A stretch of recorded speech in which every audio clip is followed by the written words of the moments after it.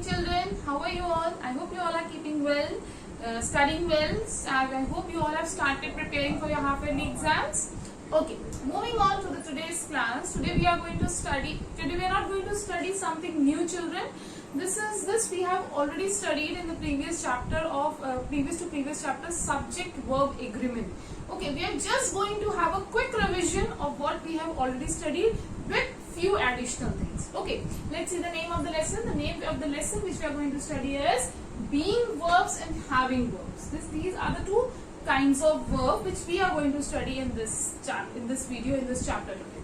Okay, starting off with this, first let us revise what are verbs. See, as I have written on the board, a word or a group of words that shows an action performed by noun. We have studied children noun, we have studied pronoun. Noun is the name of a person, place, animal or a thing. Pronoun is a word used in the place of the noun. Now, whenever we have written something, this noun or the pronoun might be doing something. So, our verb will tell us what exactly this noun and pronoun are doing. So, verb is a word that shows the action performed by the noun or a pronoun. Let's see the example children. Ria is studying. So, Ria here is a noun and studying means what is Ria doing? Ria is studying. So, I repeat once again, the word which tell us the action performed by the noun or a pronoun are known as verbs. Now just see, let's see the types of words that we have to study in this chapter, being, verb and having. Let's see the two types of words, verbs which we are going to discuss in this chapter. The first one is being verb. Let's read the definition first. Verbs that tell us about the state of being are called being verbs. The verbs or the words which tell us the situation of a noun or a pronoun. These verbs will not tell you the action performed by the noun or the pronoun. These verbs will tell you the situation of the noun. For example, I am a teacher. So, who is I? I am a teacher. You are a student. So, what are you? You are a student. Your state of being, my state of being is that I am a teacher. Your state of being is that you are a student. We will see more examples. Okay. First of all, see the examples. What are the being verbs? Is, am, are, was and were are the example of being verbs. Let me tell you once again where all these verbs are used. Is always used with a singular noun or a pronoun. Am is used with I. Are is used with plural noun or a pronoun. And children, one thing more, is, am and are always used in the present tense. I hope you know what is present tense and past tense. Let's revise this once again children. Present tense is the state of action being performed right now in the present situation, and past tense is the state of action that has already been done in the past. So that is called your past tense. So in present tense we always use verbs, being verbs, is, am and are, and for the past tense we use was and were. Here also children, was is used with the singular noun or a pronoun, and for the plural noun or a pronoun we use were.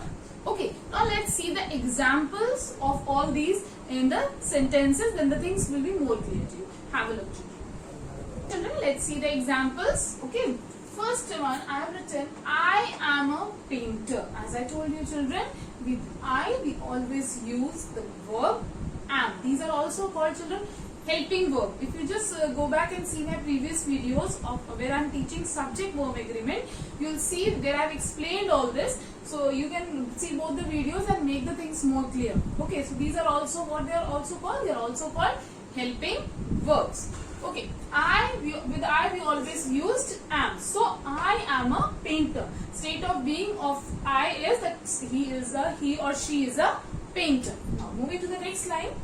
He is an engineer. See, he is a singular person. Is telling the state of being of he, that he is an engineer. Okay. Ravi and, see, with singular I have used is. Ravi and Raj. Here two boys are there. Two means plural. Are friends. This sentence is telling us that they both are friends. Okay. So Ravi and, as I told you earlier also, with plural words, with plural noun, we always use are.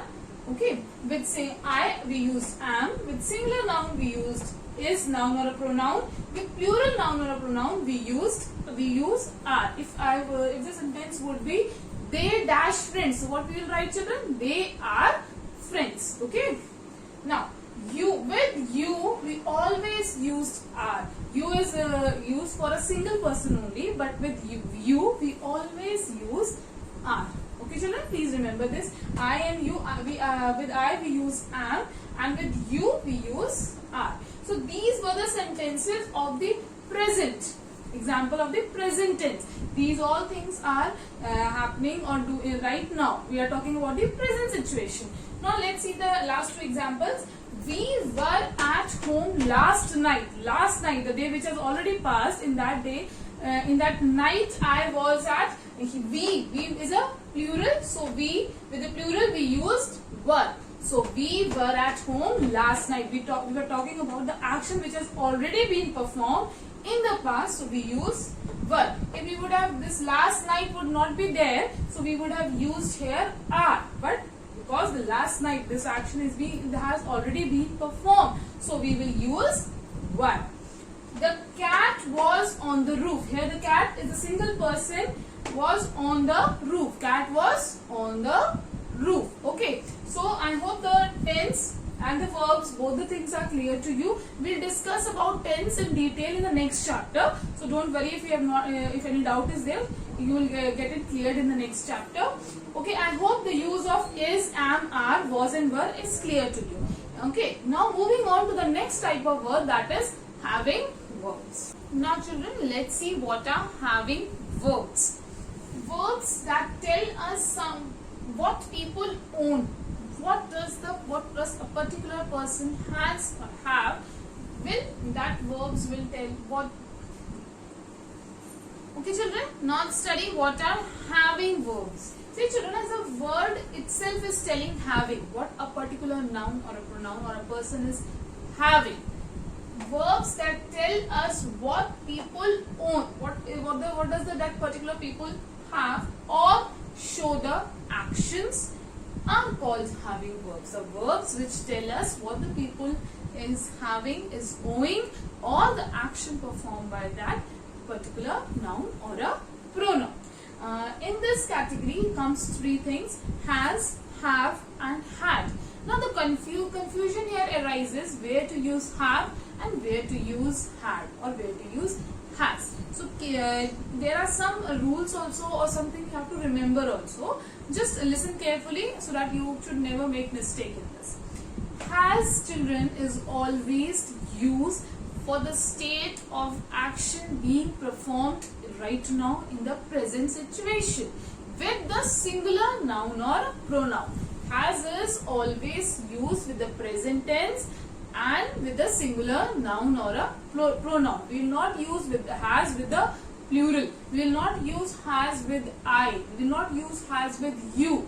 Okay. With I and you, we will always use have or had, whatever the situation. If the situation is being performed in the present, we will use have, and if the situation is being performed in the past, we will use had. But we will never use with has with I and you. Both are singular only, but you have to keep this thing in your mind. We will never use has with I and you.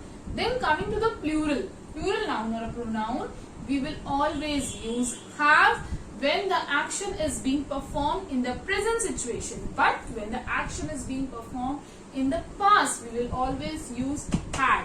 Whether it is a singular, whether it is plural, we will always use had with the noun or a pronoun if any of the verb or the action is being performed in the past. Or you understood, children, where you have to use has, have and had. We'll see some examples where we'll be using has, have and had in the sentences, so that what I told you, what I explained will be more clear to you. Let's see the examples. Now see the examples, children. First example I have written is I have a new car. This I is owing a car. I is having a car. I means I am having a car. So as I told you, with I we'll always use have. Though I is a singular now pronoun, but I'm not going to use has there. With I'll be always using have. Now next sentence, Pari has a pet rabbit. Pari is owning a pet rabbit. So Pari has a rabbit because Pari is a singular noun. So I'll be using the word has here, has a pet rabbit. Geeta had a dream last night. Geeta is a singular noun. She had a dream last night, means the dream was last night in the past. So I will use here had. If here it would be written like Geeta dash a dream, means last night is not mentioned there. So then what I'll write here? Then I'll write Geeta has a dream. But as it is mentioned last night, the state of action is mentioned that it was performed a previous day back. So Geeta had a dream. I'll write had here. Moving to the next sentence.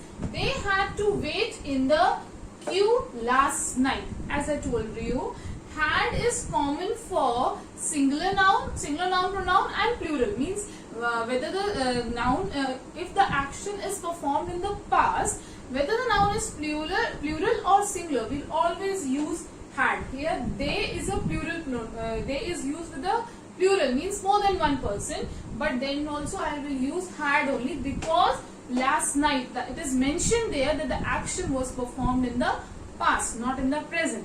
If the sentence would be like this, they dash to wait in the queue, full stop. Then with they, what I use? I will use have, because have is used with the plural, with more than one person. But because they have mentioned here last night, so I'll be using had, okay, as the past tense. I hope children both kinds of verb, being and having verbs, is clear to you. If you have any doubt, you can clear with me through the comments. Okay, listen to the video. I'm sending you the exercises also. Okay, finish your work neatly and correctly. Thank you.